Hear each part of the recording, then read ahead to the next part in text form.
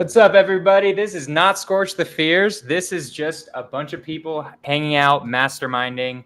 These are our good friends from SnapFlip, the greatest disposition wholesaling company in Florida. A lot of the people on here know them.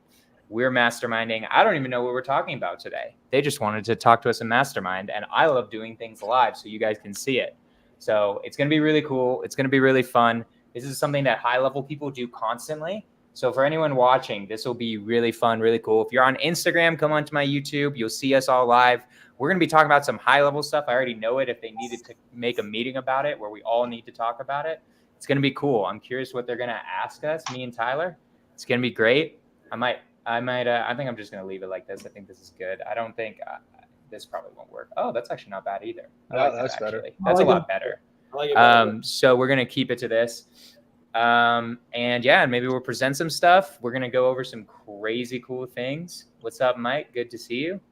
And yeah, I'll leave it to, I'll do a quick intro for people who don't know who the SnapFlip team are. It's John, Mahmoud, Elena. They're incredible dispo wholesalers all over Florida. And they're already assigned 3 deals today, potentially 4. So these guys are hard hitters, guys. These guys are beasts in the game. So it's going to be fun. I'm excited to hear what they have to ask us and what we're going to be talking about. And yeah, I'm going to leave it up to you guys. What are we talking about today? Yeah. So, I mean, we really want to.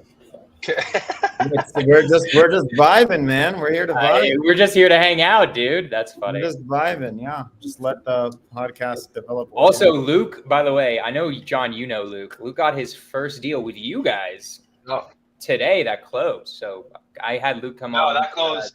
Closed last week. Last week. I had him come on Cash Flow and Coffee because Tyler ditched me for driving. Yeah, I probably forgot you were doing it. On him now. He completely forgot. For him. Yeah, that's the truth. I don't think he knows how to use calendar yet. No, All right. I love you guys. We're all just friends. But what are we talking about? Let's add some value to people. Yeah. I mean, Helena, you want to start it off?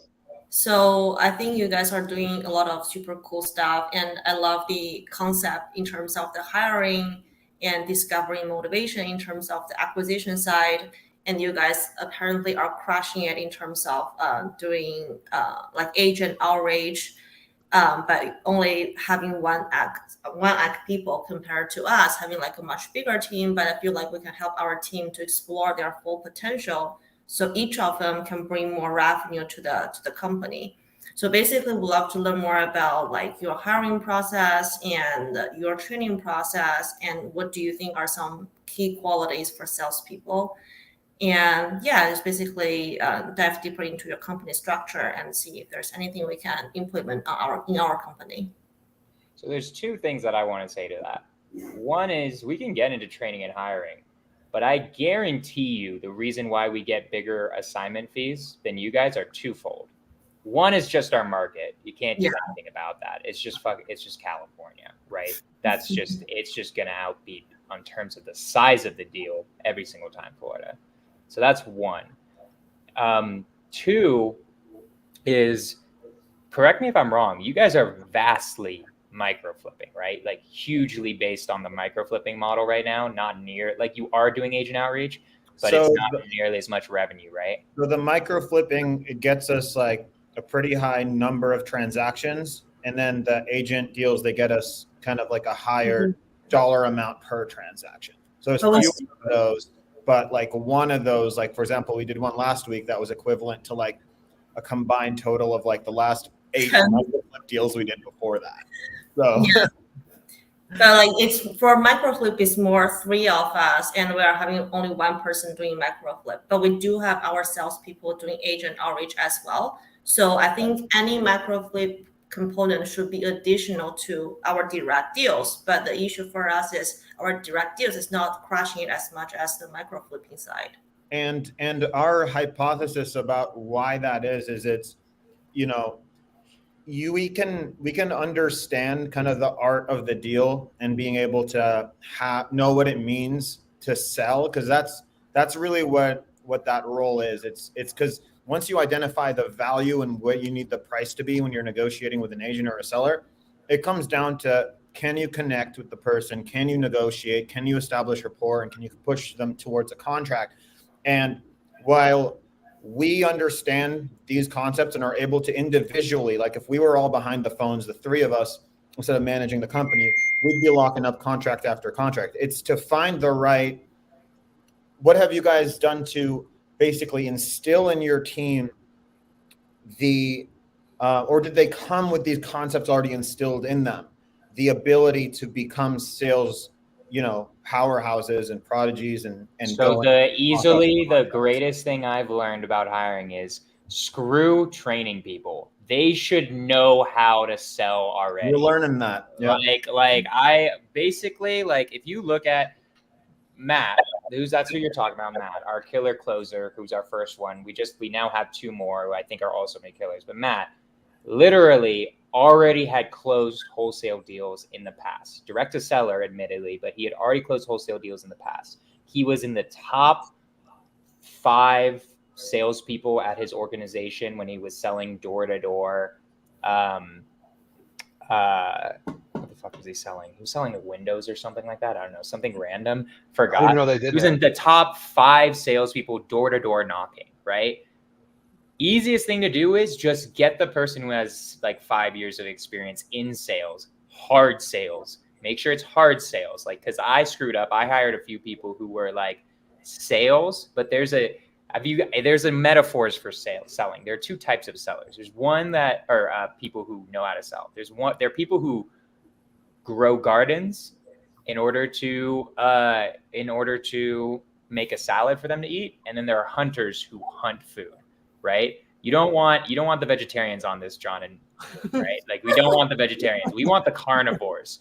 We want the people with bows and arrows who are willing to go out and get some woolly mammoths, right? Yeah. That's how you get the woolly mammoths. Is they're hunters, they're killers, they're competitive, they generally like can prove they're always in like the top salespeople at their organizations, and they already have the experience.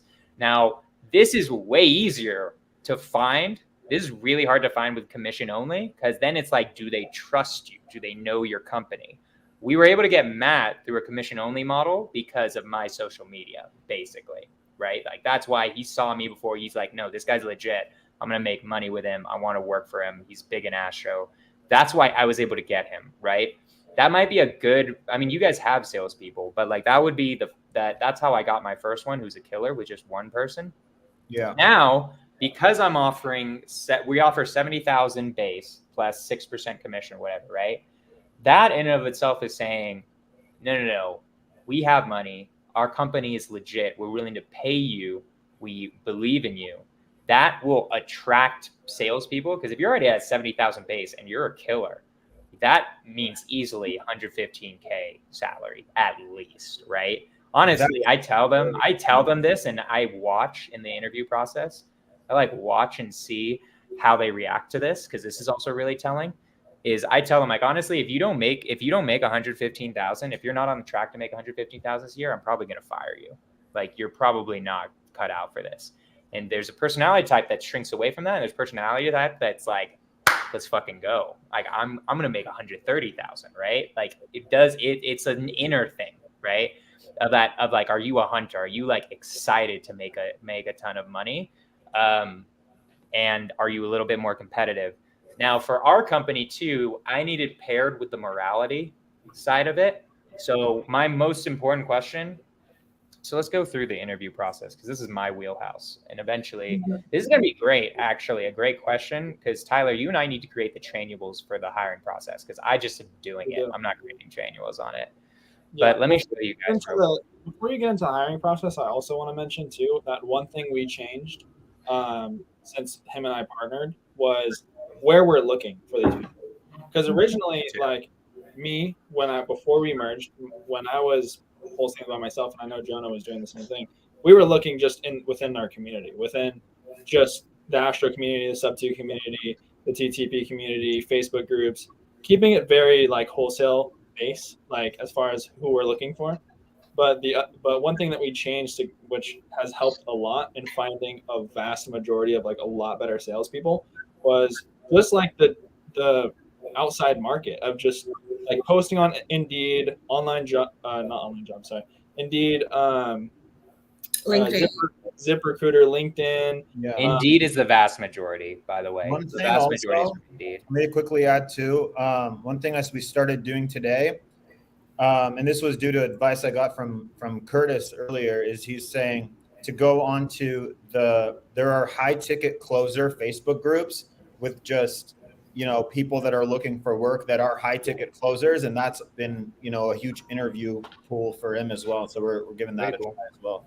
I like that. That's a good one. Too. Yeah.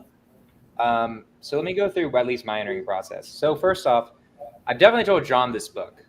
I don't know if he read it. I read it already. Is that who? This one? Yes, that book. I read it already. That's the basis. That's the basis of all of our hiring. Who and A method for hiring. That's that's probably the most quoted book from me to most people. I still follow that process to this day. I have the book somewhere. I've memorized the questions, but I used to literally have the certain pages bookmarked that I would ask and go back to. Same. So I'll show you how my system for it. It is not the greatest system. You guys will be able to come up with a better system. This is just my personal system for what works for me as the hiring manager. Because funny enough, I like it. Eventually Tyler will do it and he will have a good one. So let's do this.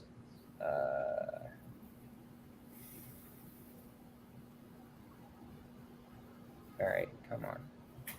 And also, I really love the SOP of you guys. You know, women should know the knowledge is kind of in our brain, and we need to train each person, kind of dedicate a particular time for each new person.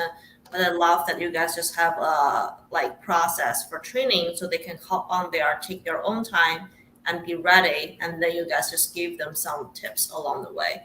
So that's what we are working on as well. So here's how I do it. So I wrote down all the questions I ask into one sheet. What I do is this is Evernote. This is a note-taking software that I personally have been using since college, literally, where I just use it. It connects all my notes to everything. Not everything's Apple, so I needed something that could share notes across everything. So it is highly based on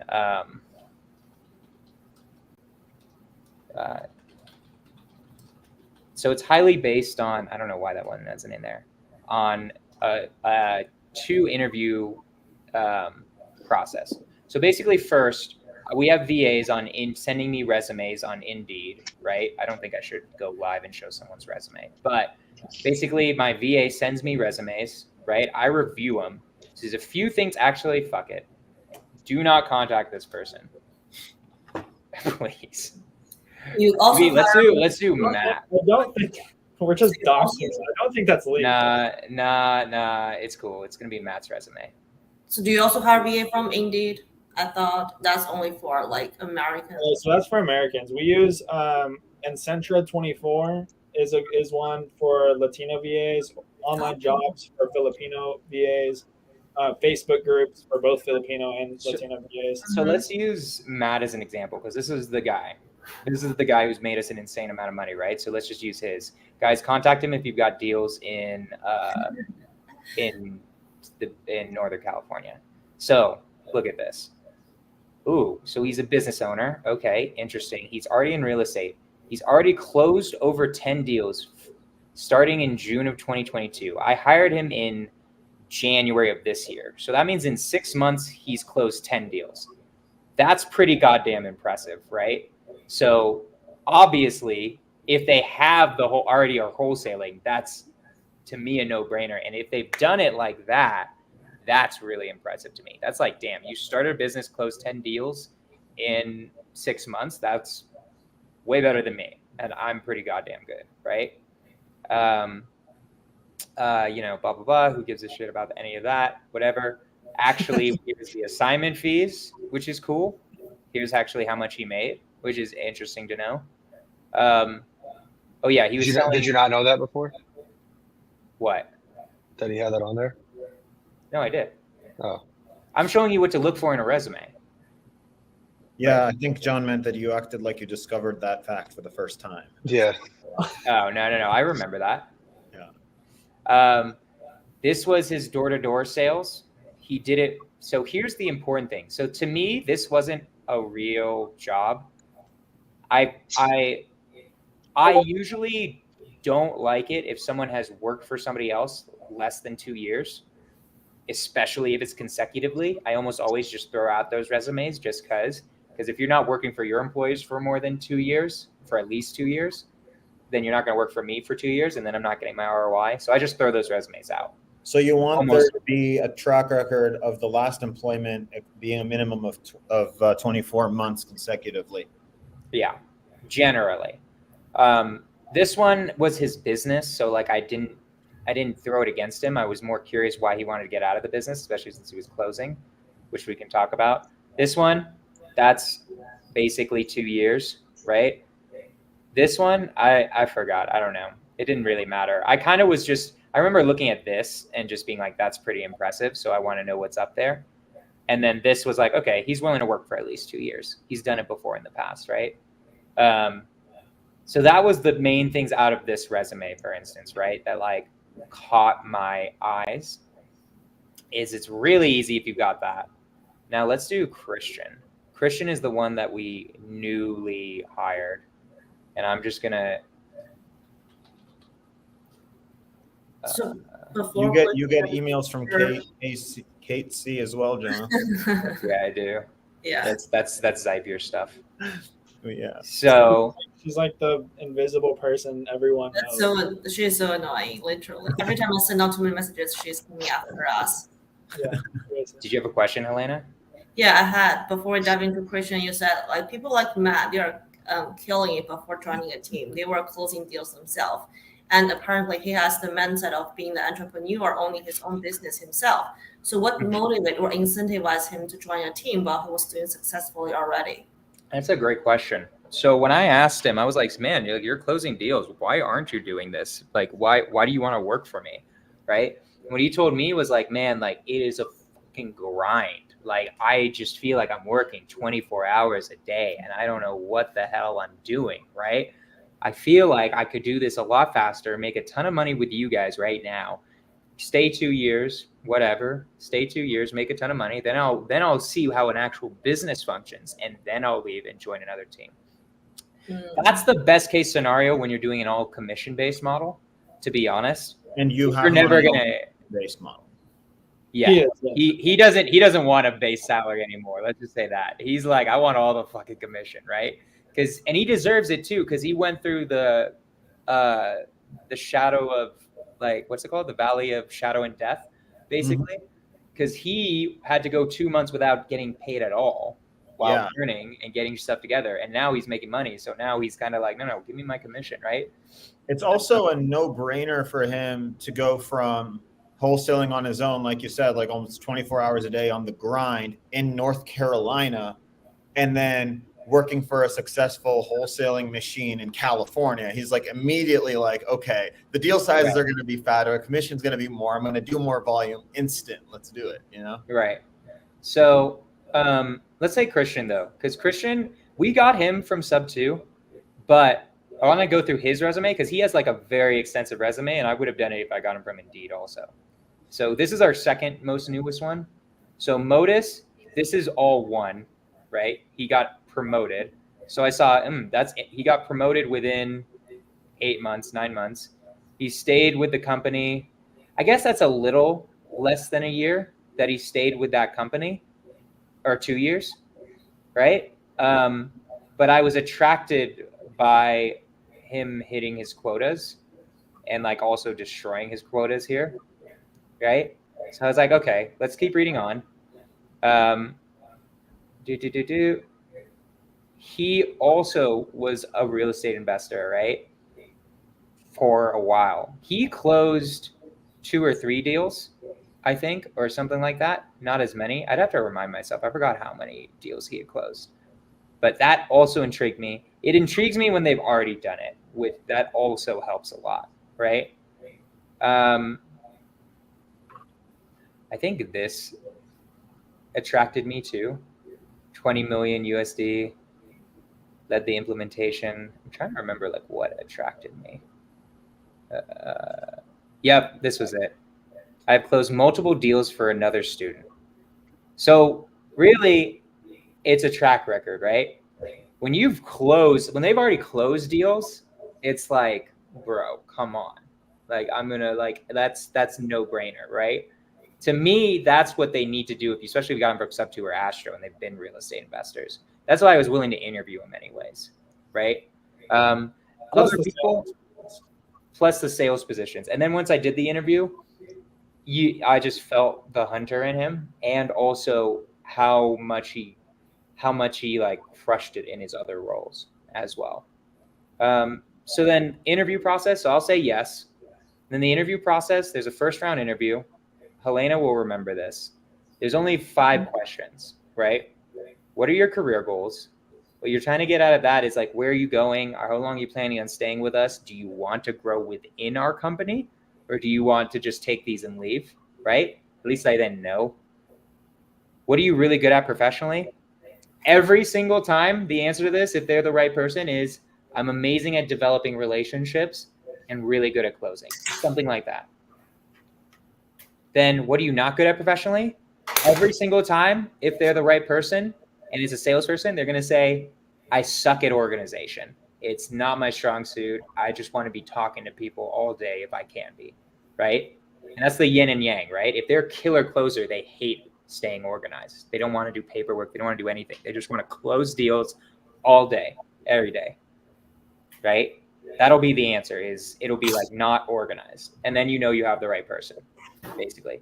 And the last thing, this is the most important question to me. What is your motivation for working? In real estate, a lot of people say just money, and then they're out for me. If they just say money, like, I'm done with you. Like, you're not going to be a culture fit. You're not the type of person I want to be working with. Not saying you're a bad person, but like it has to be something more than money. Like if the first thing that comes to your mind is money, then I don't know what you're willing to do for money. Or some version of that. Like, what if it's more of a version of an answer of like, I just got, I have 3 kids and a wife, and something like that. What if that's like, that isn't as bad to me. I'm willing to accept if they're saying, honestly, what motivates me to work is my family. Like, I want to provide a better future for my kids and stuff like that. That I actually don't mind. Even though it's technically the same answer, but it's like not the same answer though.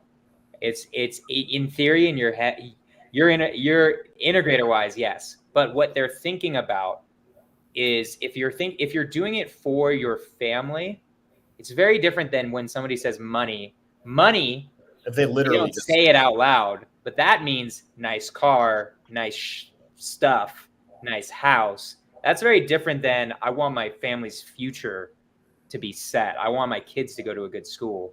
That's a different type of motivation. I'm much more okay with that, with the family. The 3 most common answers, and I'll tell you the worst one is money. That's like, all right, I'm not hiring you. Second one is family. That's the second best answer. I'm willing to interview you more for family, because then what I'm looking for, the third one is, do you like helping people? Do you like solving problems? Are you motivated by helping out other people around you? They say something like that, then I'm very much more into it. If you have a high moral character, that's what I really am looking for there. If they say the family one in the second round, I'll ask other questions that bring it out more. That will bring it out about where their moral character is at. But I'm willing to do the second round if they say family. If they say money, then I'm like, all right, I'm out. That's a no. I have no need to do any more of this. Okay. Who were your last? It really should say 2 bosses. Wait, what was number 3? Number 3. We're on number 5. You said the top 3 answers. You said the top 3 answers. Well, the most 3 most one is common money. That's terrible. Money, family, and then like helping other human beings, helping other people, solving problems. That's the best answer. I thought that was in related with family because they're doing that to help other people. No, family. I mean, other people is like I'm willing. Yeah, not relatives. Yeah, not family. Not relatives. Like I want to help out other humans. I love it when I solve a seller's problem. I love it when, I like, usually it'll be something like, let's say, I don't know, Luke has a friend in the insurance industry, just being like, I love it when my clients get a solution that actually helps them live a better life, something like that, right? I don't know, whatever it is, those types of answers are the best answers. That's like I like you, right? You're going to fit well into my company, because those are our values too, right? It is just as you, John, you know this better than anybody else. You do a mindset Zooms in all these communities. The base is what are they motivated by, right? Whatever they're motivated by should definitely hit whatever you're motivated by and whatever your values are, right? Okay. If that doesn't fit, you're going to be screwed. Even if they are killer closers, that's actually going to be the worst person you could hire, is someone bringing you money, but someone who doesn't fit your values and then starts taking your company in a direction you don't want it to go. Yeah, it's got to be a fit and alignment of the vision. They'll be toxic to your company a lot of the times too. Do you look for, like, in terms of personality, if somebody's more kind of just like, I wouldn't say like ostentatious, but just like comes off as super like, alpha dominant energy, do you prefer that over the people that seem a little bit, shy and nervous? Because the way I've been doing it, I've been essentially like thinking along the lines of, okay, if you're shy and nervous around me, you're going to be shy and nervous on the phone. You know what I mean? Yeah, I probably wouldn't hire a shy and nervous person as a salesperson. That'll be a pro if it's like an admin position. Right. To me, it depends on the position, right? For a salesperson, probably that's going to tell me that you're not going to be the right person, because I don't understand why you're nervous. You're going to be doing this all day. I don't have time to make you not nervous. This is your job, right? And it's also like the other extreme is like, I don't like it when people are like all in your face. I like it when it's like, there's got to be some charisma that makes me want to continue talking to you. Like, you have to sell me on yourself. I got to be cool with I got to feel like I don't want to get off the Zoom with you. You're just captivating me right now with your energy. I don't need that off the gate, right? Because honestly, I keep the first round interview for me is like 5 to 10 minutes. So, well, it's going to be 5 to 10 minutes. I'm saying it's going to make me feel like I could literally be doing this longer. Like, I don't feel like drained by the time I'm done talking to you. Definitely, if you're feeling drained, you're not thinking about wanting to end that call ASAP, basically. Yeah. I mean, obviously, trust your gut. I've had to mute people on some of the interviews at some point because I can't hear their voice anymore. I'm just like, bro, hear your vocal cords in my eardrum anymore. That's savage. Okay. Yeah, that's probably not good. Damn, savage, bro. All right. Well, yeah. I wouldn't hire someone that you're gonna be in your company and you can't stand the sound of their voice. Just that I don't think will work out long term, right?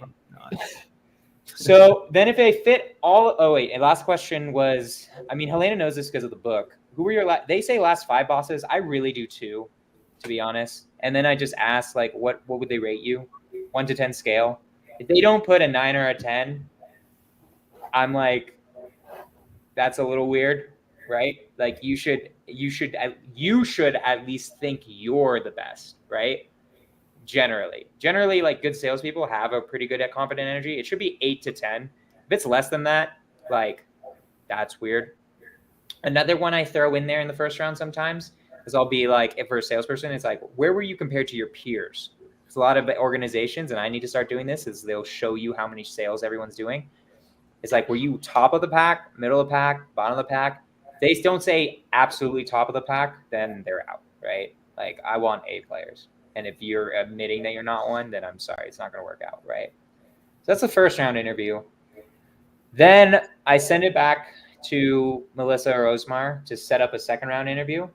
I'm going to change it now where it's like collect the references in between this point. And then we do a second round interview. The second round interview is really long. That's where I get really into it. So a second round interview, these are the questions from that book. What were you hired to do? So let's say you want to I'll just keep to the questions. What were you hired to do, right? Make sure you understand what they were doing, make sure you understood what their job role was. What accomplishments were you most proud of?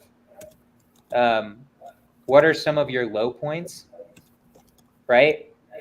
Who are the people you work with? What was your boss's name? What will he/she tell me were your biggest strengths and areas of improvement? And why'd you leave that job? And this is just understanding their work history and understanding their story, right? This one is honestly one of the most important to me, is why did you leave your job?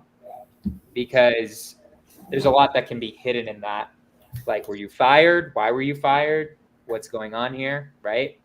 But it's just asking those questions and understanding it and really picking up on what, like, for instance, with the accomplishments, like, this helps me understand also what drives you, right? Because are you saying, like, it'll be very different to me if you say, I 10x my quota, which is a great accomplishment, than versus, I don't know, like, I got to help out a lot of people, right? Both are good. I don't necessarily see one being bad or the other, because I like competitive people for this part. This also tells me what are some of your low points. Is like, oh shit. What are some of your low points? This is really good, just in case their low points are something that are for your organization, or not, right? But anyways, I ask this about every single thing on their resume, every single job role. So like while I'm doing it, so I duplicate this one and then I copy and paste all these questions and I ask the same questions over and over again for the same role. If you go on, like that. I don't remember the website, but it mentions it in the book. There's like templated sheets for all of this. So like you'll have the questions laid out. Some of these I think are not all of the questions. I think you've added a few different ones. But you'll have like a Google sheet of like the questions and then your answers, and then you can just copy and paste the entire sheet as well. Well, that's a better system, but this is you guys can figure out the system part. Then I have some questions. These are questions that I looked up. I accumulated a bunch of different, like I literally, when I was first doing this and I didn't know about the book, I typed into Google and was like, what are the best questions to ask in an interview, right? And then I accumulated all the ones I really liked and the ones that I found useful over time and the ones I kept seeing over and over again. I love this one. Imagine yourself in 3 years, because you're only required to work for me for 2 years, right? So what are you doing in 3 years? Are you still working for me or are you not working for me?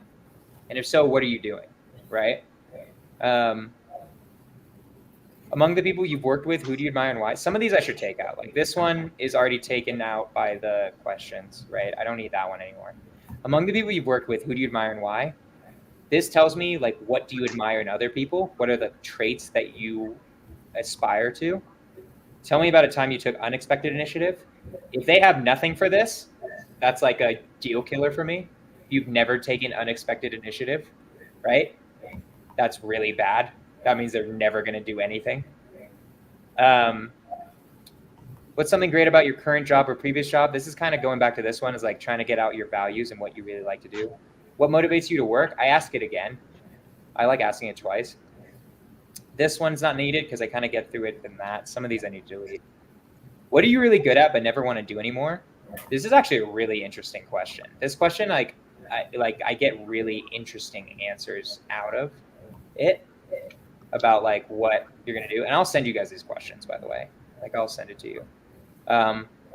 This one's really good. This is like a really good one. Let's do you someone who's great in your role versus someone who's outstanding. What makes the difference between, this is really what I say, a 9 out of 10 versus a 10 out of 10.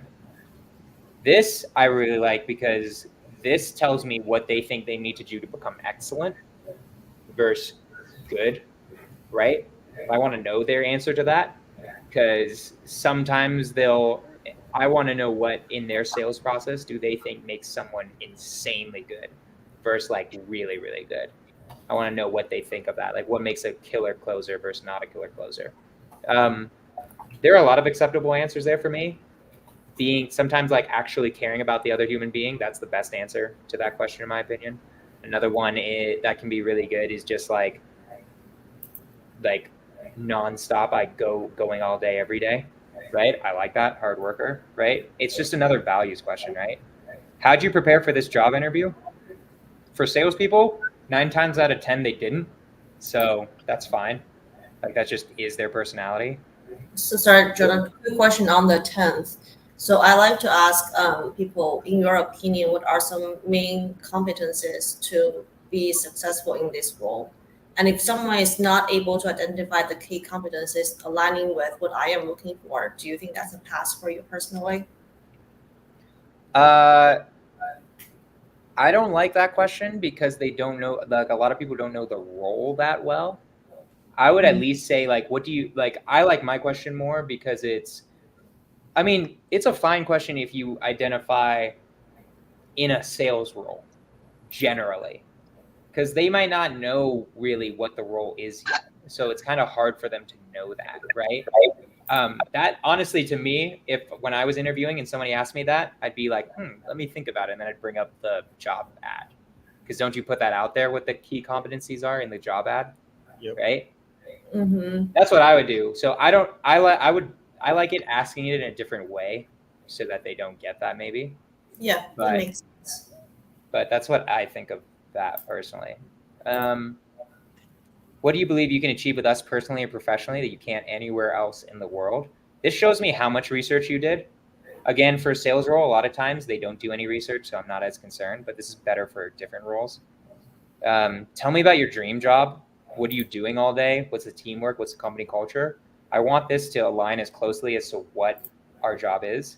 And then I asked, what's your nightmare job? What characteristics does your dream job not have? Right? I want to see how closely that aligns to the job itself because you know it better than them. Tell me about a time you strongly disagreed with your manager. What'd you do to convince them? Obviously, that's a good story to have because you're going to have disagreements and you want to see how they react. Are they crazy? You want to see how they deal with disagreements. Tell me about the best and worst bosses you ever had, right? Like, what are you looking for in a boss? This one's not important. I'm going to delete that. This is one of my favorites. Tell me about a time you really screwed something up. How'd you handle it? How'd you address the mistake? If they made a mistake and then they didn't own up to it, if they did something like, if they say something on the lines of like, yeah, I made this mistake, but it was kind of Charlie's fault, something like that, that's immediate X-nay. You're not in my company. Yeah. Immediately. You have to own up to your mistakes. I don't care if you've made mistakes. We all make mistakes. The question is, how do you own up to it? Do you say, hey, that was my fault. I screwed up. How do I fix this? I need to fix this, right? That's the type of people I want in my organization, right? If you're blaming other people, even slightly, I'm immediately like not into it. What are you better at than anybody else? What's your superpower, right? You want to know their superpower? This one I don't really use these. And then just a more fun one. What are you passionate about outside of work? I like this one a lot. Why should we not hire you? That's a really good question to ask them. I like knowing if they know their weaknesses or not. I can already tell, but I'm really good with people at this point where I can tell what your weakness is. But it gives me, if you're able to know what your weaknesses are and why I shouldn't hire you, that's impressive to me. Of being gives you some self-awareness for sure. It shows you're self-aware and you're able to be self-aware and learn from your own process.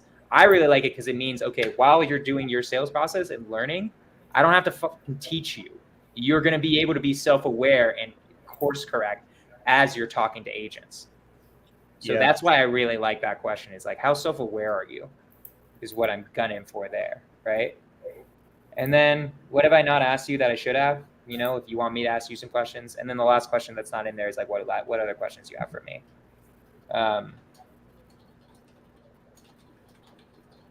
And then that's basically it. And then after that, I get 3 references. I just ask them what those references think of them, and like on a scale of 1 to 10, what would you rate them? Why?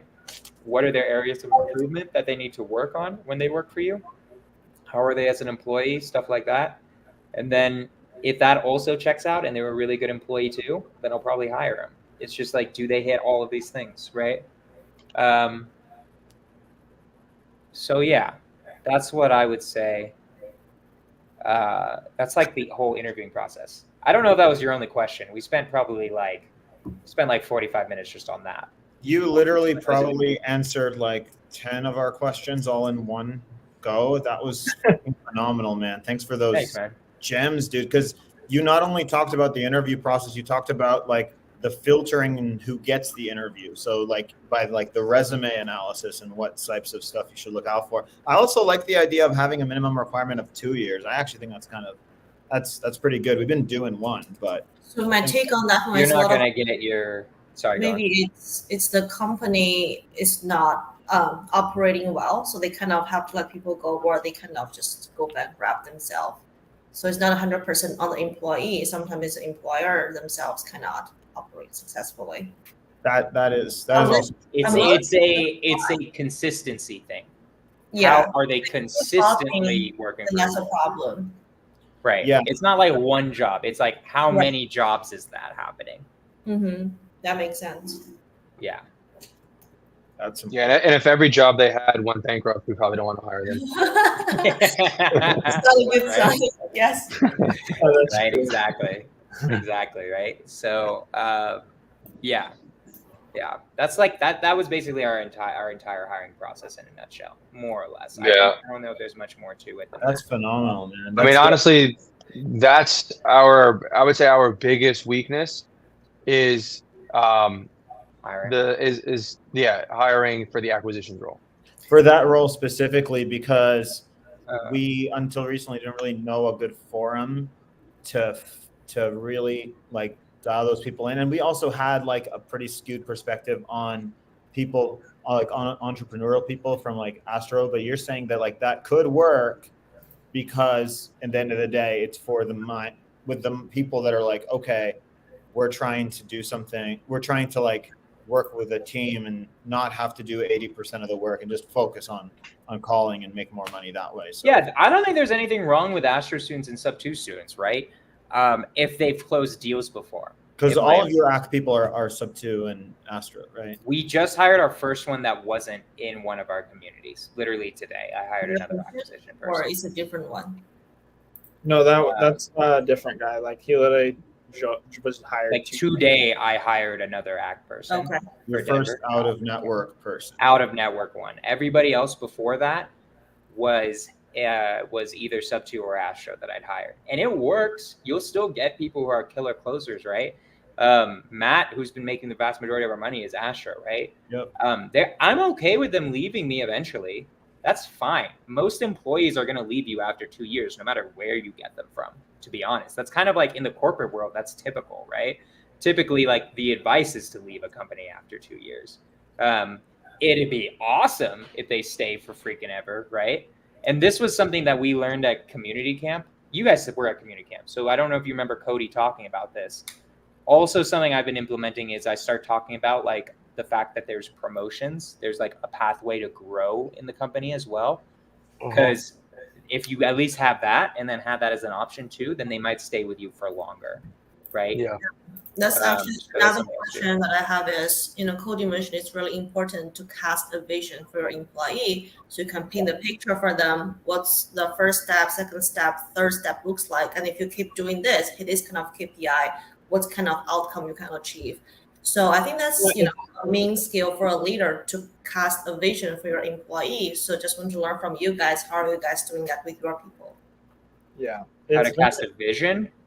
Cast the vision, yes. Like what? Oh, man. Do we have another 40 minutes?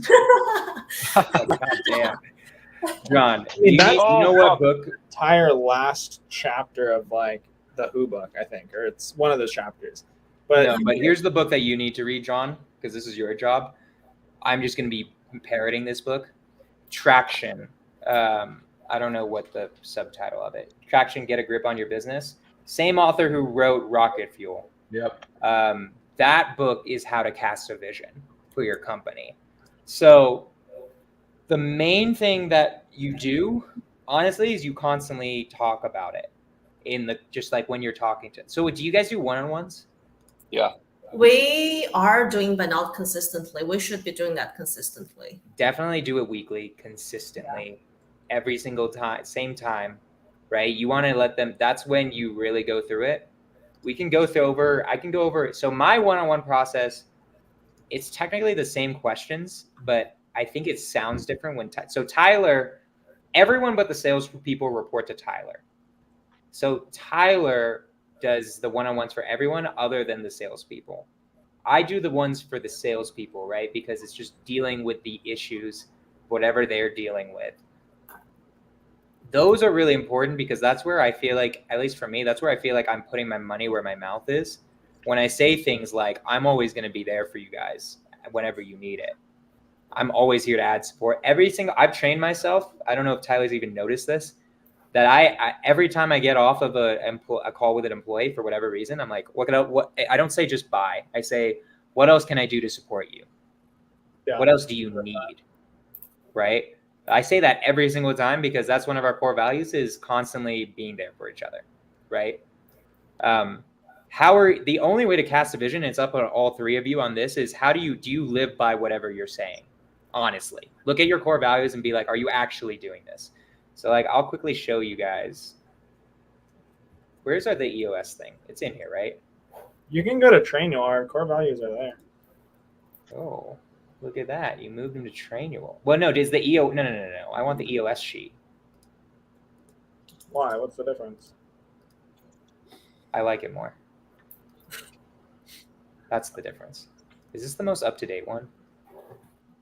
I have no idea where the up-to-date one is. Like all of this stuff, right? So, shit. I want to make sure I have the most up-to-date one. So I'm going to see something. One in the entire team folder.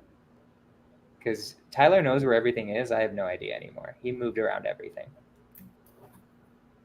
Yeah, and also that's another question about training maybe after this topic. There we go. I want to go off of So it. I go off of this sheet. This is straight from Traction, right? Are we sharing a screen? Oh, no, I'm not. Am I? This is straight from Traction, right? You can get this off the website. I fully go off that book for how to cast a vision, how to grow an organization. Always acting as though it will be published in the newspaper tomorrow, right? I just actively think about how could I instill these values into people. So there will be times, for instance, where I don't know, like freaking, there'll be like a moral thing. There'll be like something, like they'll come with me to some sort of moral question.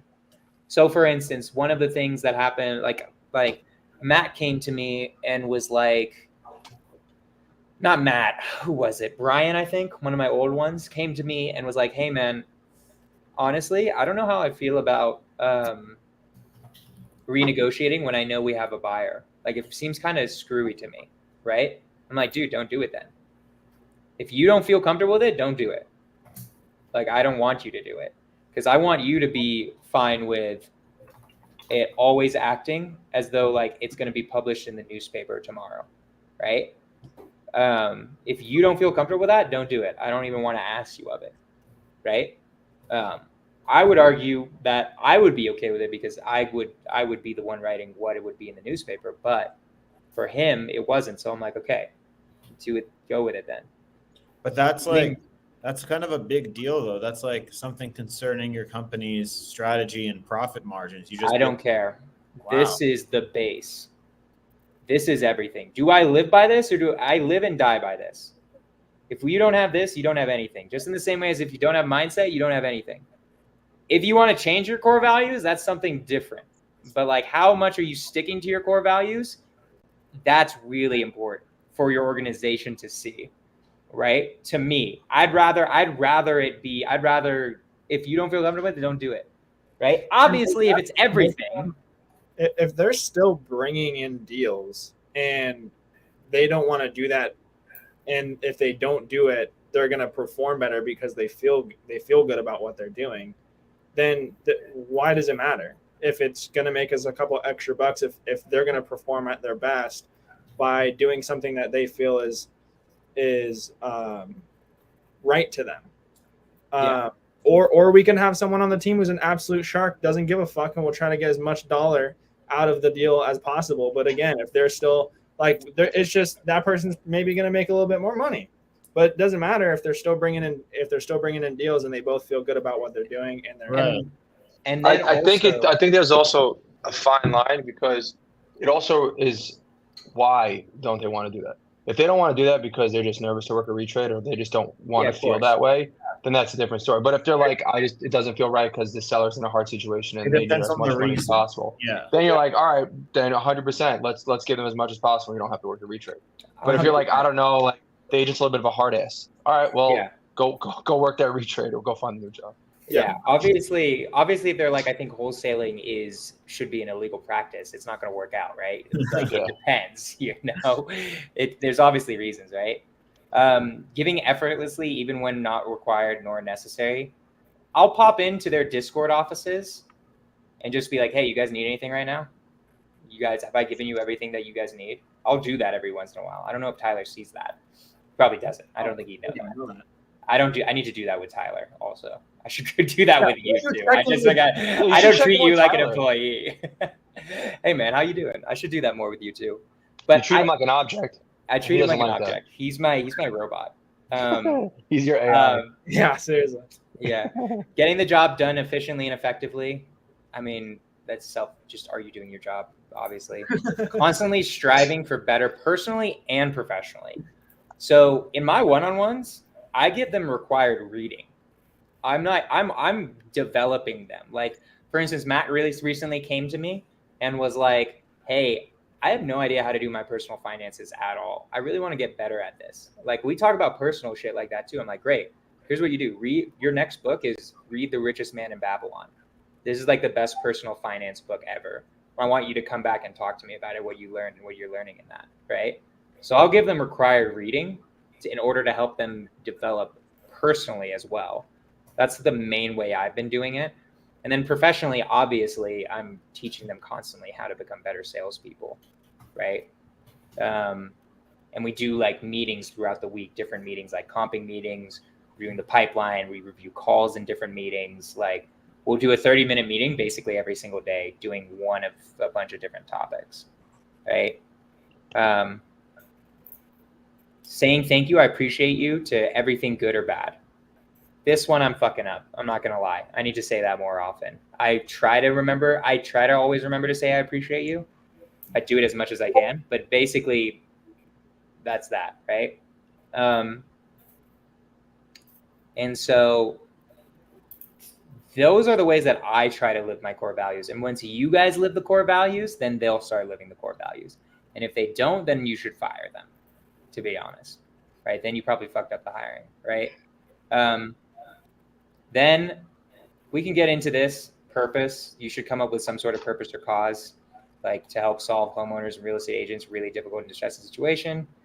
Our niche is my classic line, being the tool in an agent's tool belt to solve their seller's problem and get them their commission. That's our niche. Right? Classic Scorch, right? 10-year target, 50 million revenue. Is that possible? I think why the fuck did I put that in there? Of course it's possible. 5,000 units in the portfolio, right? Whatever.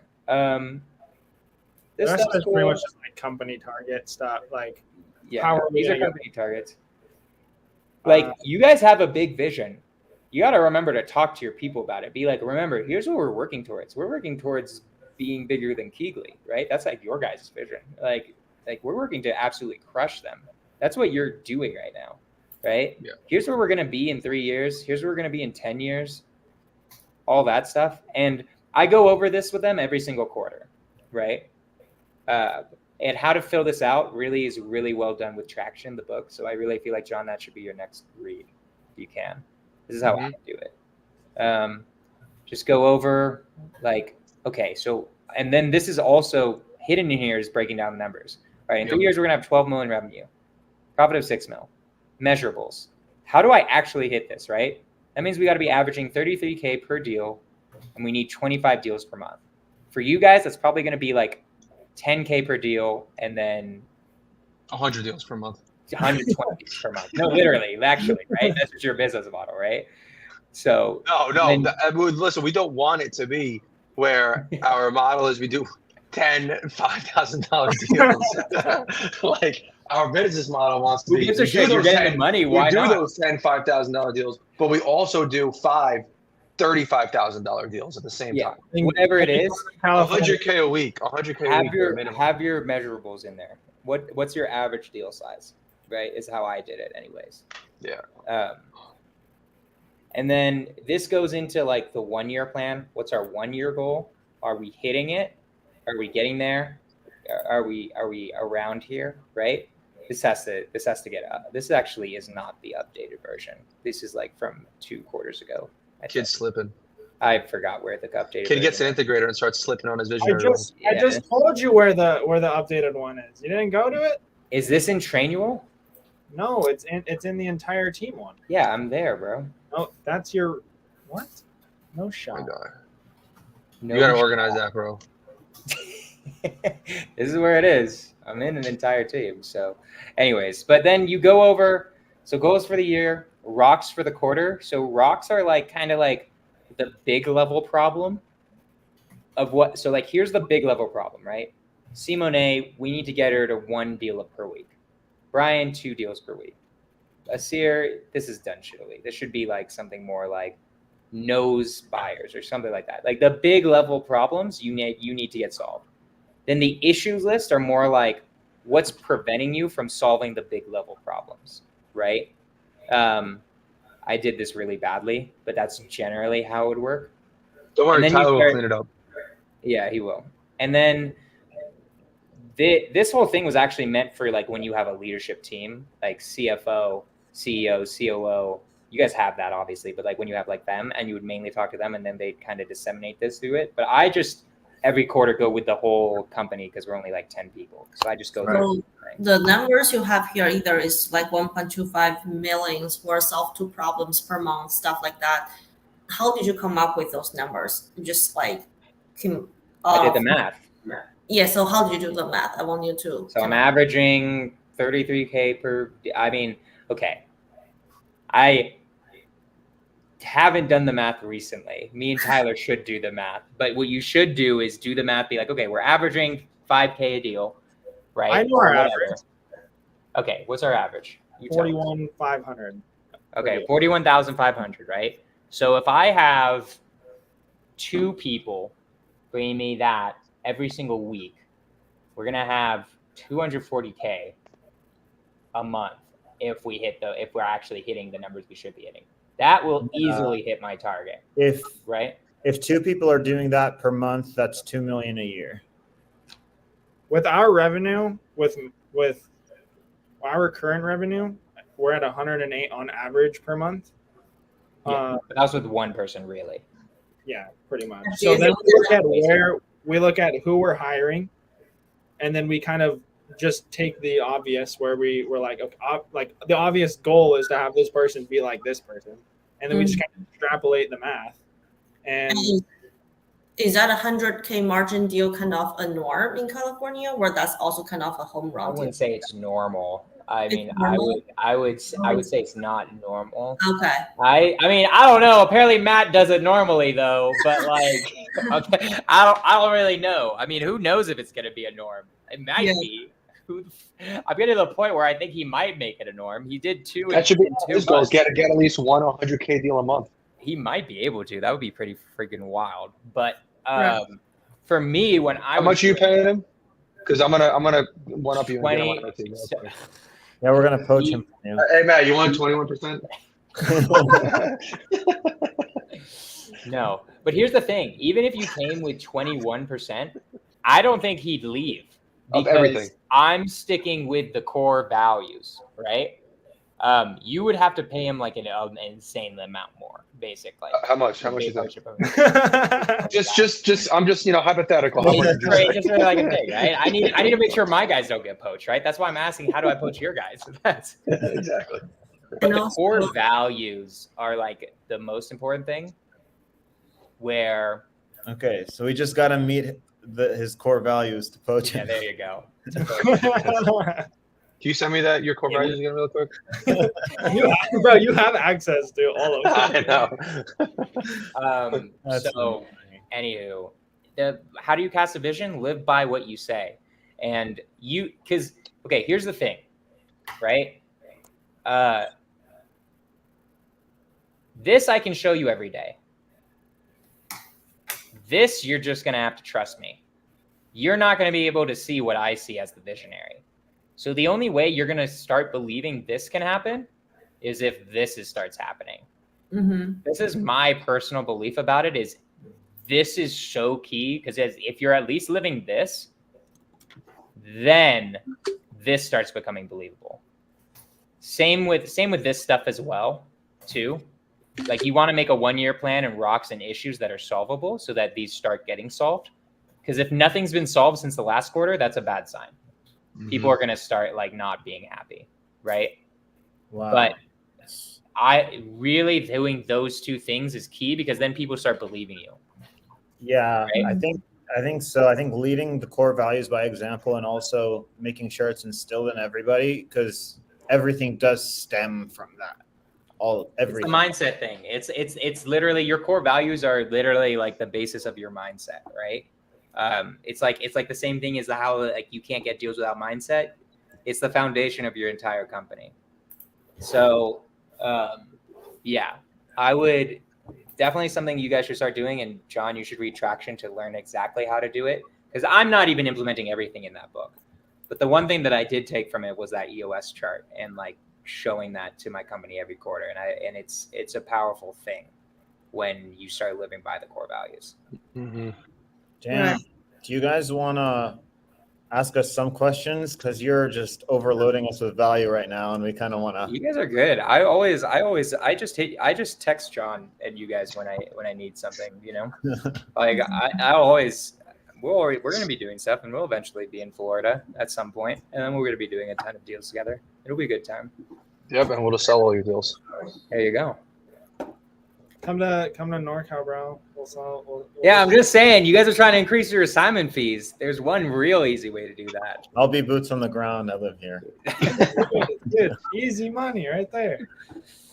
But yeah, no, I know. Like, our biggest thing was the acquisitions role, and then like just pretty much going through all the hiring, and coming back up with like some better questions, as well as looking for better sources for our leads, and looking for that 2-year of consistency.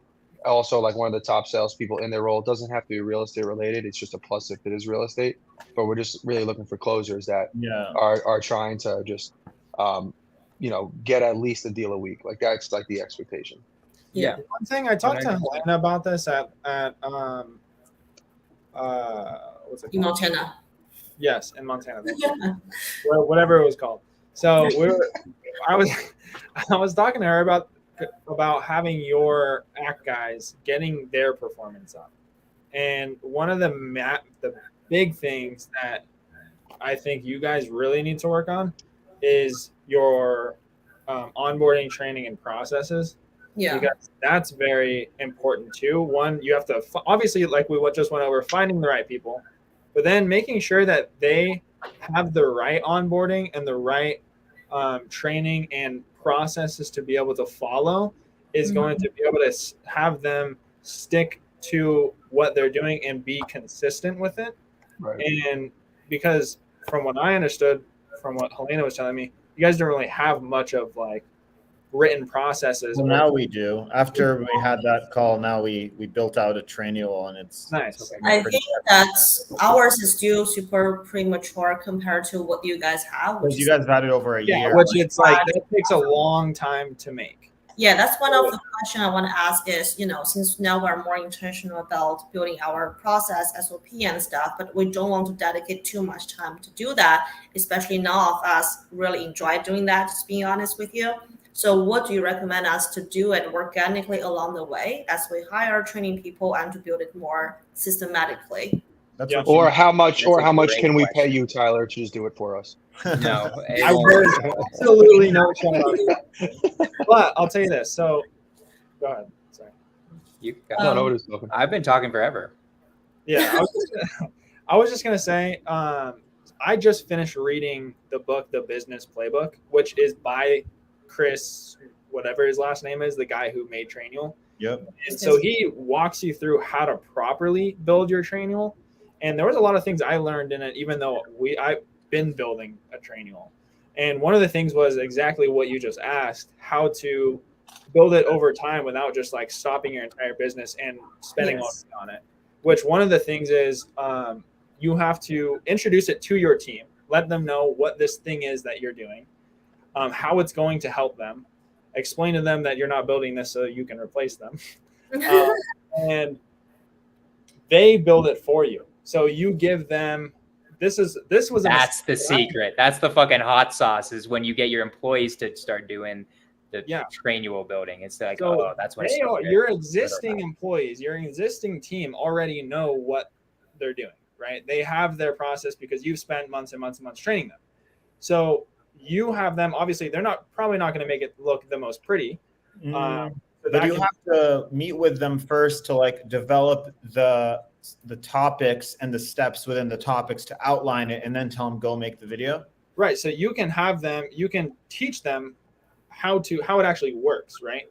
You can go on YouTube and just look up the Trainual YouTube channel, and there's a bunch of tutorials on how to properly structure. Yeah, watched them all, man. We good there. Oh, perfect. So you could just have them watch those videos, and then as they're doing their work, they're writing down their processes, or they're recording a video and documenting their process and doing it for you. And then you can kind of go through, obviously, and they're going to do certain things a little bit a little bit like different to how they want to do it, maybe. So to generalize it, you can go through and just kind of critique things or just make things look pretty. But yeah, that's how you do it over time, is have your team do it, and just teaching them how it should be laid out and how to actually do it, pretty much. And something else also I want to add on one thing to that too, is there will be certain things that your team isn't doing and you're doing. The ideal thing too, that's what you guys really need to do, because you guys have already hired people anyways. But also the ideal thing to do is, as you're doing it, record it, loom it, and then just throw the looms at least into Trainual. And then you can worry about organizing it and making it into something pretty later. Mm-hmm. But at the very least, record everything you're doing with Loom, literally fucking everything, and just throw it into Trainual. So at least at some point it can be organized. That's what I did pretty well, at least. So at least when I partnered up with Tyler, he could turn that monstrosity of my Trainual into something beautiful. That's important. Just keep the looms. That sounds horrible. So all Jonah's videos and put them in somewhere. They were somewhat organized. He didn't go through my looms. He went through my Trainual. I had a Trainual. Okay. It was workable. That would have been crazy if he had to go through all my looms. I don't think he would have survived. You probably make like 1,000 a month. If I go and we're talking about partnering and he's telling me I have to go through his looms, I wouldn't have partnered. I'm out. Well, also, like, my business wouldn't have. I did the minimum amount for a functioning business. If I had done that, if I hadn't had a Trainual, like, I don't think I would have had a one more thing before we hop into this. So Trainual has an extension, a Chrome extension, which I'm pissed because I just learned about that. Oh, dude, the thing that makes the SOPs for you? Yes. So as you're teaching your team, you just record and fucking do it, and it documents it for you. I made like 9 SOPs with that thing in like 15 minutes, bro. Dude, I'm so mad I just found out about this. Yeah, it is clutch, bro. Wow. Okay. It is clutch. Let me share my screen real quick. I want to just show you an example of what Tyler is talking about right now. Let's see. I think it's down here. That looks, the way you guys lay it out, it looks pretty good. Yeah, it's buyer intake, CRM upkeep. Is it this one? let's see. Nice. Yeah, it's like that. To where dude. number one, number How two. nice that looks. Yeah, it so does it automatically. It's just sick. So they lay out 1, 2, 3 steps, etc. for you. Yeah, everything. But how does it capture which one you want to like separate as first, second, third It step? pays attention to the motion of your clicking. So whatever you click, it does it. That's cool.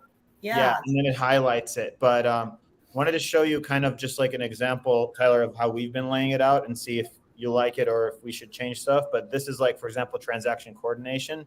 Yeah. We have like a little intro here, and then we break it down into like topics, for example, and then we have like this is, for example, the steps for drafting assignments. So it's like rename, label the document, SnapFlip to assignee, assignor to SnapFlip. And then we go filling out the assignment, and we just have it like steps and the corresponding to like what lines like in a contract that they need to fill.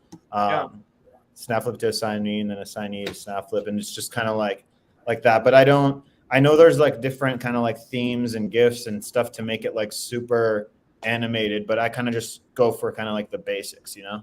Yeah, I think the way you have it right now is really good. The way you just like had that laid out seemed pretty solid.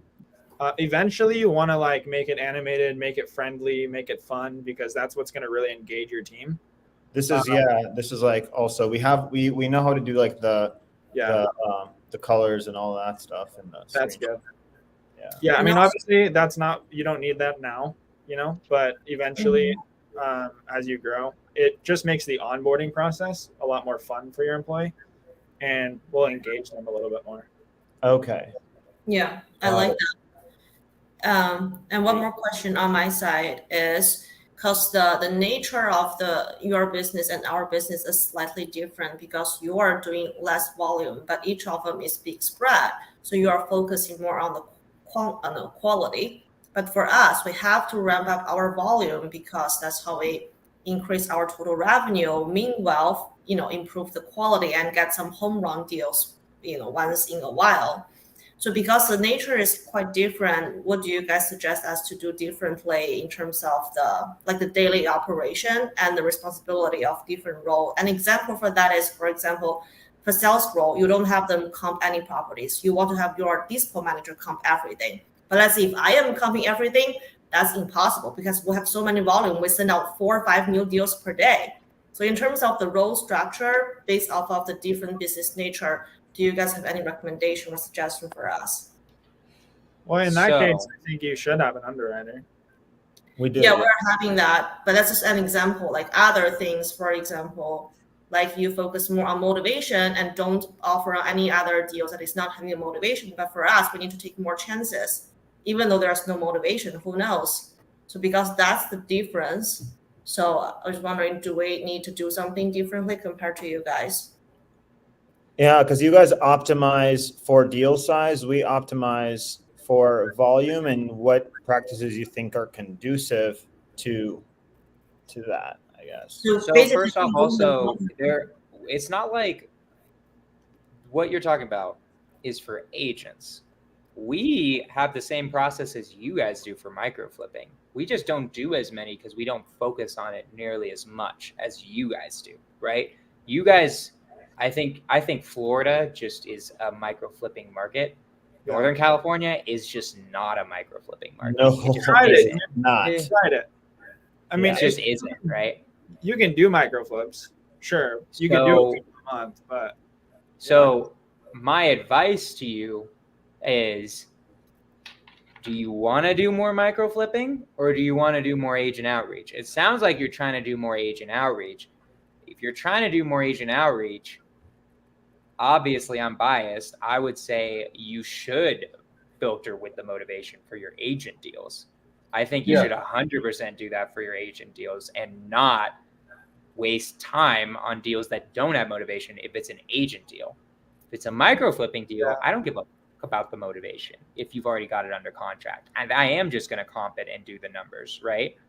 In terms of comping, we have it very set up differently where I taught everybody in my organization how to comp. All my AC managers know. All my dispo managers know. Everybody comps. We're The AC doing managers that comp now. it. The dispo manager comps it. We comp it. We all have to come to an agreement so we feel like we have the right ARB, because that also sets a bunch of checks and boundaries, right? Eventually, we'll probably have an underwriter too. Maybe. I don't even know if we will, because we went to Brent Daniels' TTP thing and he said the dispo manager just comps everything, right? But for you guys, since you're so micro flipping oriented, I think the underwriting problem, just hire somebody. In terms of how to filter, you should filter like us for agent deals. I don't think you should definitely be filtering with the motivation if it's an agent deal. And if it's a micro flipping deal, then you just comp it and figure out the numbers. And So- based I think on you should copy us. We motivation. copied you guys for your micro flipping. You should copy us for our agent acquisitions. Yeah, I agree. I think for us, it's not one or the other. It's we want to keep what we're doing for microflip, which is milling from ourselves, but have our team do more direct to agent deals. Yeah. Yeah. Also, sorry, go on.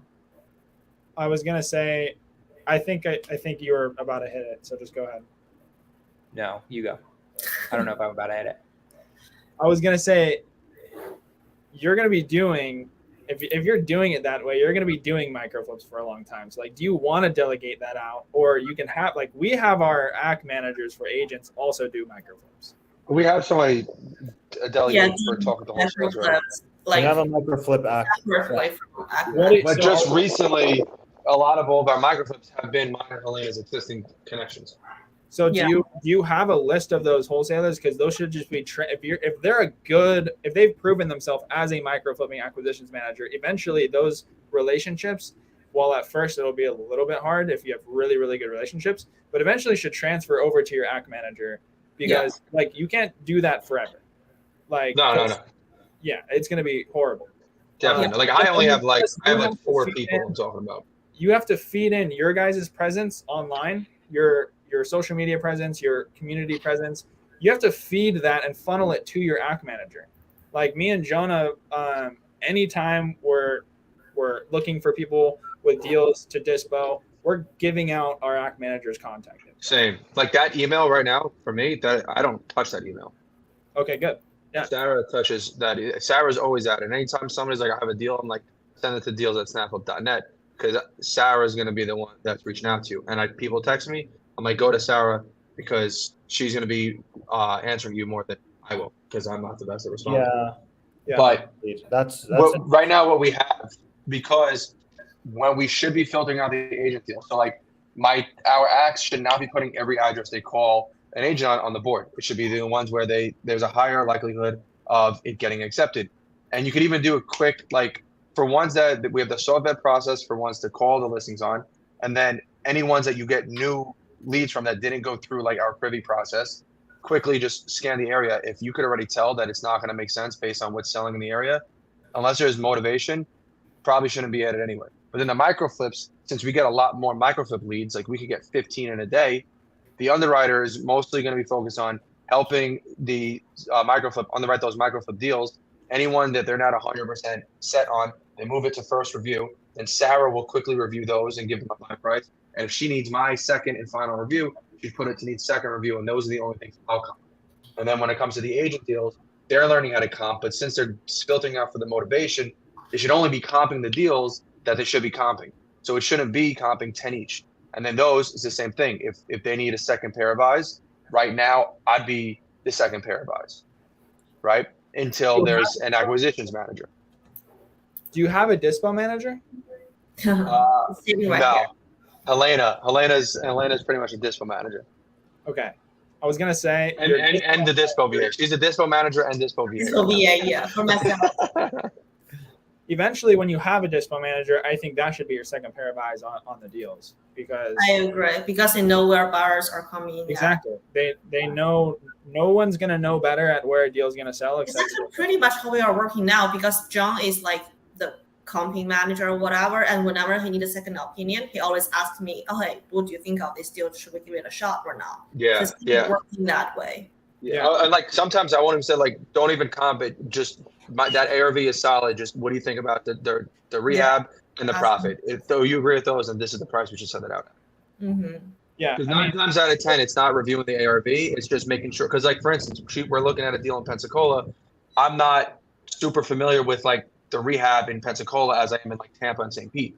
So, like, if she's like, why'd you use $45 a square foot? They could do it for cheaper. Okay, switch that real quick, and that gives us a new price. So why not have every deal, like, if you have a dedicated underwriter, why not have, like, every deal just sent to that underwriter? Don't even have your ACK managers look at the deal. They're new. As far as comping. I already know the answer to this, right? They're new. You don't Because trust them yet? They're still learning. Yeah, super new. Okay, is that the plan? Yeah. Sort of, yes. And they will basically do the first round of the underwriting. And if first of all, if there's no motivation, they won't even underwrite it at all. And if there is motivation, the underwriter do the first round of the underwriting, and ACK manager will do finalizing the number. Right, because the ACK manager needs to be familiar with the inventory. You know what I mean? That they're offering on, obviously. Yeah, and in my opinion, the way it should be structured, if you're when your underwriter is like 100% good and you have a dispo manager, every deal, the only deals that should be sent to the underwriter are deals where we have motivation, it's good motivation, and if it's a microflip deal, pretty much. And then that underwriter should know how to obviously find ARV and then come up with a generalized dispo price. And if that dispo price is even remotely close to the asking price, then that's when I think, in my opinion, it should get a second opinion from the dispo manager, then having it shot over back to the ACK manager. So it's like underwriter, dispo manager, back to ACK manager. So if it's close to the asking price, because the way we have, like, my ACK managers, because we don't have an underwriter or a dispo manager yet, our ACK managers will just only send us the properties where we have the motivation and we're semi-close on the asking price. So we're not wasting the time. We're only comping deals that we're close on. That's how your dispo manager should be, essentially. If you're doing that much volume to where your ACK manager can't comp at all, that should be your underwriter. Mm-hmm. Right. Makes sense? Yeah, that's the one thing. Like, right now, since there's still a lot of training going on. Eventually, what we have to do is, like, and one of my main projects that I want to work on as soon as, like, the comping is fully delegated out, is restructuring the company to be built with us on the outside looking in instead of from the top down. Exactly. Yeah. So that's one thing that some things would have to get restructured, see what type of positions we need, come up with the org chart, and then be able to. So this is and also.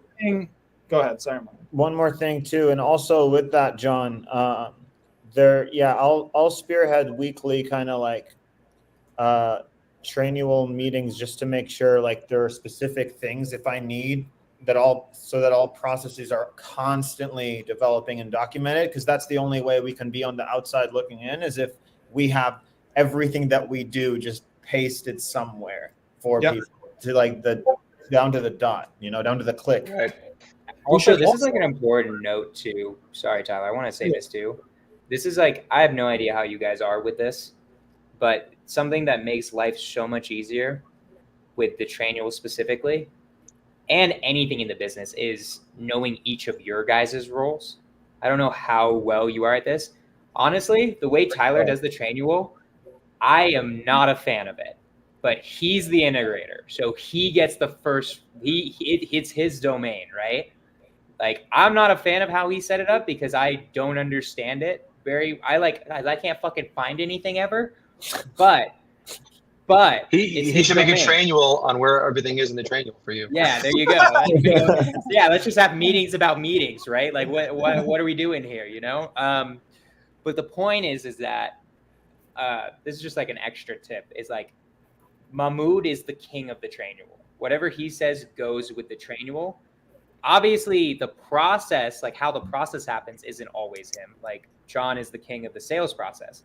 But how the trainual looks, how all that's done, that's Mahmoud's wheelhouse, right? It makes life way easier when it's very clearly defined roles. I just don't know if you guys have done that yet, so I just thought I'd throw that in there. Like, Tyler, no matter what, if it has anything to do with the acquisition process whatsoever, I'm king, right? My way goes every time, right? So just an extra note, just throwing it in there. Same with Dispo. Like, I'm good at Dispo. Jonah and I have had several conversations where we talk Dispo, and I'm just like, no. And I hate it, and I'm like, well, fuck it. I guess we're doing it that way. It's his thing. But, it's like, his thing. We also, we just respect what we're better at than each other, you know. Yeah. That's cool. So what I wanted to say though earlier, about when we were talking about the whole comping system, right? Something like that too, along with your entire business, like you said, John, where you want to structure it where it's like you guys on the outside looking in. You should also kind of paint that picture for your team so they understand how the entire company operates from the outside looking in. So something I want to present, I share this in our cash flow and coffee episodes all the time. It's like the one that you missed. Yes. Is this. So I don't have the comping part in here. I will say that I don't have the comping, but this is kind of a flow chart of the outside looking in. So I share that I have a training explaining this, and I embed this into our training so all of our team can understand where everyone is in the process of the company and like how their role plays into the entire operation of the business. So it's important to make this clear. Obviously, it helps yourself, obviously, too, like to understand the flow of your company without having to memorize it. But it also helps your team and motivates your team, too, by they know where their value is, they know why they're important, and what their role is meant for, essentially.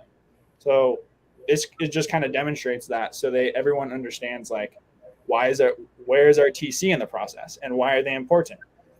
What's our dispo specialist for? Like, where are they in the company? And how do they work with their dispo manager? So even our ACT specialist can know, okay, this is how our dispo specialist is valuable.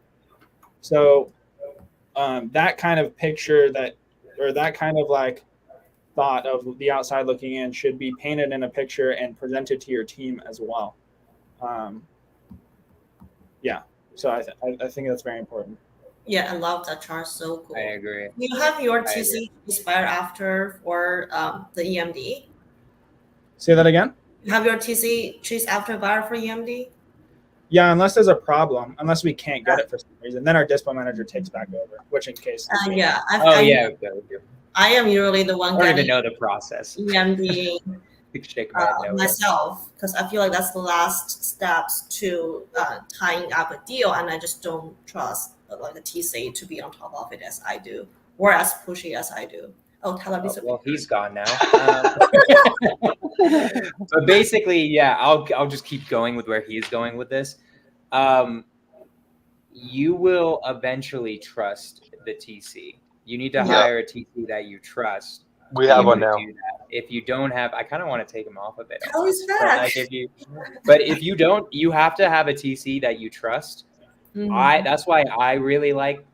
I know you guys hired a VA TC, but I like having an American TC. We just hired another TC company. Like company working for us. Yeah, buyer paying the TC cost every transaction. Yeah. Because in the end, the TC's role is managing the entire escrow. As soon as something's in escrow, they are managing things. So they should be on top of like, hey, where is the EMD, right? And keep it moving, communicating with the dispo manager. Dispo manager tells TC, then TC is like, okay, great. I'm going to send out the assignment. I'm going to let him know who I am. I'm his contact now for the rest of this escrow. I know I am the master. You should hire. The great thing about TCs is you can hire someone who's had TC experience for 20 years. And if you hire the right one, they'll know more than you of how it should be run, to be honest. There were issues with Megan, and that's why we had to let her go. There were other issues, but she knew more than me about California law and contracts and how EMD is supposed to go and how everything's supposed to go, how the agents are going to expect it to be. That is one of the first roles you hire that should be better than you on how it should run. Yeah. That's Harvey, we're in every city in Florida. All of them. Everywhere. By the way, this was like I love Roberto. He got his first deal from my TTP Zooms. He was on guys, my mindset Zoom today too. Guys, I don't think you guys understand. Like, none of us had any of these conversations. This is like what high level people do all the time, trying to figure out what's the next step. SnapFlip, these guys and us, we're at like the exact same level at this point. It seems like almost the same level. So it's fun coming up with problems together. We are constantly pushing each other up. And I just knew this would be a long one anyway. So I thought, why not share it with the world? We'll keep doing it. If we have sessions we want to do, I'll keep doing it with you guys. Yeah. Definitely. And then last thing I want to say is I think you guys need to hit a goal for the end of the year. And if you hit it, Tyler's got to shave all of his hair off. We need something that motivates him. I need something that motivates him, not demotivates him. Oh my gosh. That also is key, though. This actually brings up another good team building thing. If we hit our end of the goal year, I already told everyone I'm flying everyone out to Aspen, and we're all going to go skiing. That's smart. So you don't have to go anywhere, but they'll come to you. I like that. But anyways, it'll be good. It'll be good. Damn, dude. So, but anywho, we're gonna have like a great have some that's really good with salespeople because we've been talking about that. Having that external goal motivates salespeople. Yeah, and like have some sort of team goal. And then this was one I learned from Christian too. When we have the revenue for it, because you guys are like us, we're remote teams. It's hard to build culture over Discord in the same way that you can in an office. Something that I'm going to start doing once I feel like we have the revenue, probably if we hit our goal, I'm going to start doing this too. We're going to have quarterly meetings where I fly out everyone to either Denver or somewhere. That's where we do we're going to do the EOS meetings live, basically. And then we're going to do a bunch of trainings and stuff like that. Right. And we're going to do it every quarter so we can actually become in-person friends as well. So Helena, your apartment is headquarters now. That's not big enough. I'm waiting for Snap's sponsorship to buy me a bigger apartment. It's whenever you feel like you have the revenue for it. Yeah, whenever you feel like you have the revenue, but I think it's a good idea. But those types of things for meeting in person, that's really key for team. Like one of our once we hit our goal, John's gonna eat a giant ribeye steak, basically. Yeah, one of the poison. A ribeye steak made out of tofu. There you go. Cool. But yeah, man. Is that it? Yeah, really, really appreciate. Yeah, because it's 8:40. I got to end all screen time in 20 minutes anyway because I can't look at my phone before I go to sleep. But yeah, I mean, really appreciate you getting on and helping us out with that. That was definitely eye opening. We got some things to implement as far as like the intake process for acquisitions and as well as building that trainual because I know for a fact that's where our bottlenecks is the SOPs and the hiring process as well. So those are going to be very big things that we're going to start implementing and changing. And then I mean next time we have a problem, we'll just get on a StreamYard and let everybody else hear. I like doing this. Hey, guy, I want to say this for just everyone, like not even you guys, but the viewers. If you guys don't have friends or people in the community that are able to get on calls like this and you guys just talk about shit in your business and how you guys can get better and grow, then I don't know, get it. Start networking. Get some goddamn friends if you don't have any. Okay? Start networking and doing this. Like, it doesn't even have to be this many people. Like one person, for example, me and Mahmoud hop on calls all the time. And we just talk about like what we're doing as far as processes. We just talk about advancements, innovating new things in our business. So it doesn't even have to be a whole group. It could be one person. It could be a group like this. Group is fun. One person is cool. But yeah, you guys, everyone watching, make sure you find a buddy like that or a group where you guys can all mastermind and hold each other accountable and stuff like that. Yep. 100%. Yeah. And I also want to say, guys, I'm grateful for you, especially. I'm grateful for all three of you, right? But especially for this one thing, John and Mahmoud. I mean, I'll never forget when you guys came on Scorch the Fears the second time and basically made it hit for me that I should partner with Tyler. we wouldn't be partners if it wasn't for you guys, right? And that was like the worst idea I ever had, not to partner. So you guys helping me figure out what was happening in my gut, I'll be eternally grateful for you guys. You guys, I'll always make time for a Zoom for the rest of my life, basically. Unless Tyler ends up taking like 75% of the business and has like some like Mark Zuckerberg shit. Remember when I called you, Jonah, that time when I was like, let's just partner? And that was because I had just got, you don't fucking remember that, bro? The partner. No, I do remember it. I'm playing. I was kidding. That was because I just got off the phone with John. And I was talking to him. And he was telling me, I was basically expressing to him, I was like, this is where we're at. And I was like, and then we just had like, I can't even remember what we talked about. We had like a 20, 30-minute conversation or something. And then he's like, just fucking call him. Just call him. Just tell him like, let's partner. Like, because I think you guys are 100%. So, that's literally why But that's the point, right? Like anywho. So like, I'm always gonna be eternally grateful to you guys. I'll always mastermind with you guys for whatever you guys need. And little reminder, just real quick, always say thank you and appreciate you. There you go. Core value number 5, baby. Core value number 5, right? And seriously, and again, just going to that point again, try to make it where you're always doing it. And then it just becomes habit. But seriously, though, I actually do appreciate you guys for that because, like, our business is crushing it and life is so much better. Bro, I forget how I did this without Tyler. I'm like, how the fuck did I make a training? Hey, bro, everything comes back, man. If it wasn't for you, I wouldn't even be in real estate. In Astro, that's true. So it all both of you is Astro. Yeah. I forgot about that. I mean, I didn't forget about it, but true.